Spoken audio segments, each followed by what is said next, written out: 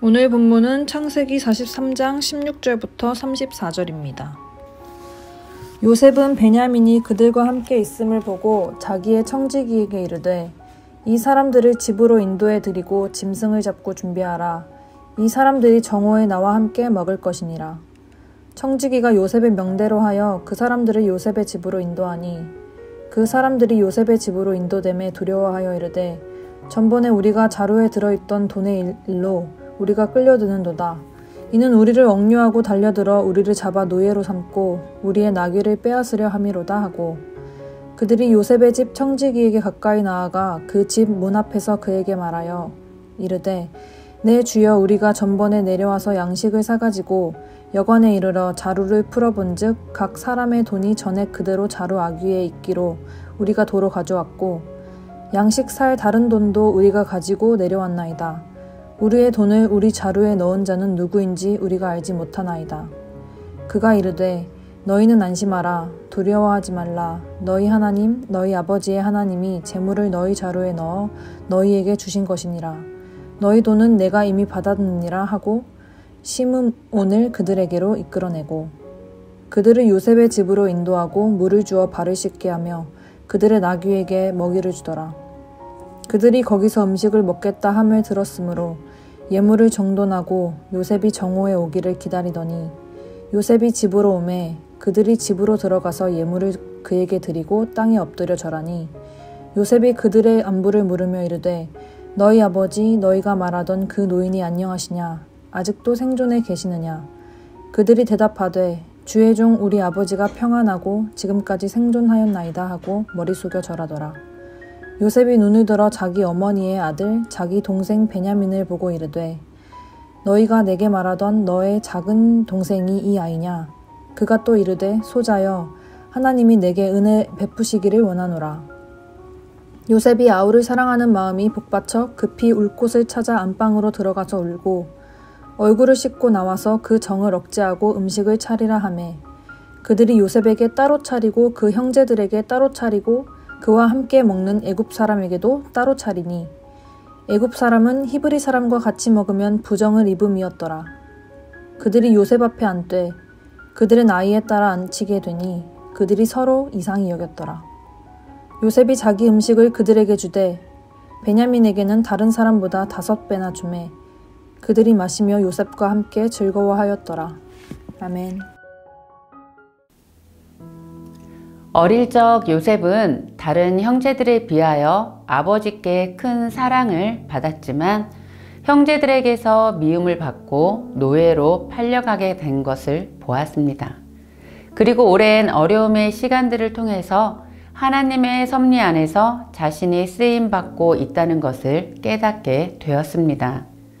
하나님의 섭리는 우리가 생육하고 번성하여 땅에 충만하는 것입니다. 이것이 바로 리더자, 복의 근원자의 역할입니다. 이스라엘은 리더의 나라로 복의 근원의 나라로 쓰임 받아야 했습니다. 이것을 요셉은 알고 있었지요.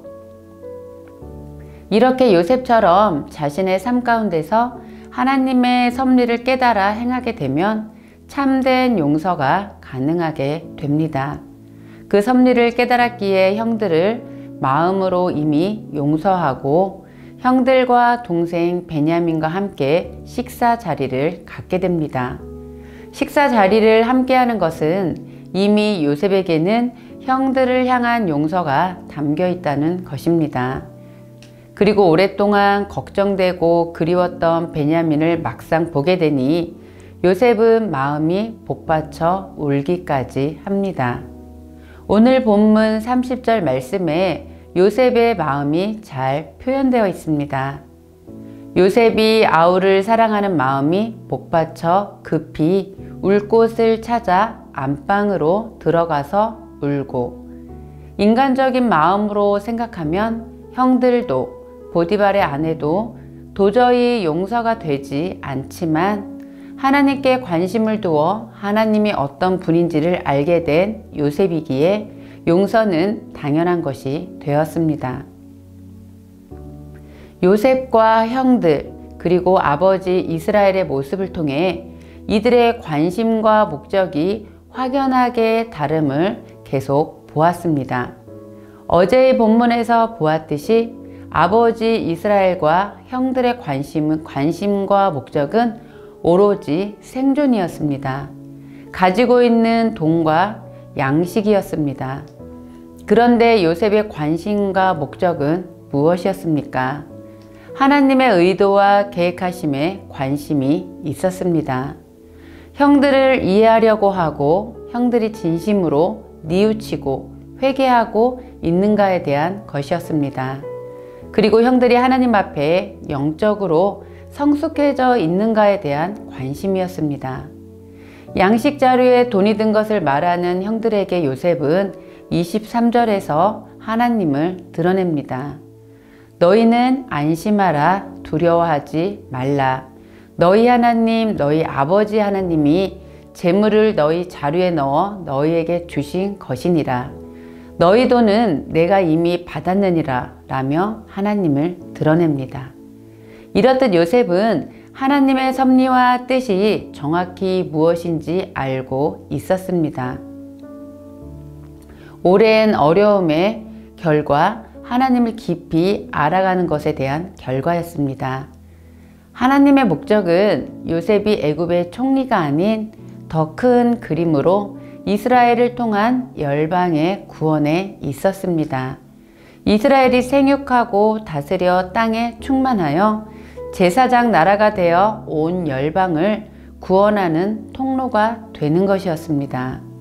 그래서 억울한 여러 가지 상황이 있었던 지난 날들을 복수가 아닌 하나님 앞에 헌신하는 자가 되었던 것입니다. 하나님께 관심을 갖는 것이 우리 삶의 가장 중요한 것입니다. 어제 본문 9절에서는 정말 중요한 사건이 시작되었습니다. 바로 유다의 결단입니다. 내가 그를 위하여 담보가 되오리니 아버지께서 내 손에서 그를 찾으소서. 내가 만일 그를 아버지께 데려다가 아버지 앞에 두지 아니하면 내가 영원히 죄를 지리이다. 그리고 앞으로 볼 44장 33절에서도 은잔 사건을 통하여 자신이 직접 베냐민을 대신하여 종이 되겠다 합니다. 이제 주의 종으로 그 아이를 대신하여 머물러 있어 내 주의 종이 되게 하시고 그 아이는 그의 형제들과 함께 올려 보내소서. 이런 유다의 결단으로 유다에게서 온 인류의 죄를 대신하실 예수 그리스도가 태어나십니다. 유다는 이런 희생을 통하여 장자권을 갖게 되었던 것입니다. 하나님은 우리 개인의 잘 사는 것에 관심을 두는 것보다 그것을 넘어선 더 큰 그림을 가지고 우리와 함께 하시는 분이십니다. 우리가 그것을 어떻게 알 수 있는가는 우리의 관심과 목적이 어디에 있는가를 고민하실 때 깨닫게 될 것입니다. 아직 우리 마음에 누군가로 인하여 억울함이 있어 용서하지 못하고 계시다면 이제 우리의 관심과 목적을 그 억울함과 미움이 아닌 하나님께 두시기를 기도합니다. 그렇게 될 때 우리를 향한 하나님의 큰 그림을 보게 되어 하나님이 하실 일들을 바라보게 될 것입니다. 그리고 여러분의 마음속에 진정한 식사의 초대로 그분을 초대할 수 있는 그날이 오기를 기도합니다. 함께 기도하시겠습니다. 하나님, 제사장이고 리더자이고 복의 근원인 우리가 오로지 하나님께 관심을 두어 우리를 향하신 하나님의 섭리를 깨닫게 하여 주옵소서. 하나님, 우리의 전부가 하나님이 되도록 하나님께 깊은 관심과 목적을 두는 삶이 되어 큰 그림을 계획하시는 하나님의 뜻을 발견하게 하여 주옵소서. 오늘도 그렇게 하나님께 관심을 돌려 하나님께 큰 은혜를 누리시는 성도님들 되시기를 축복합니다.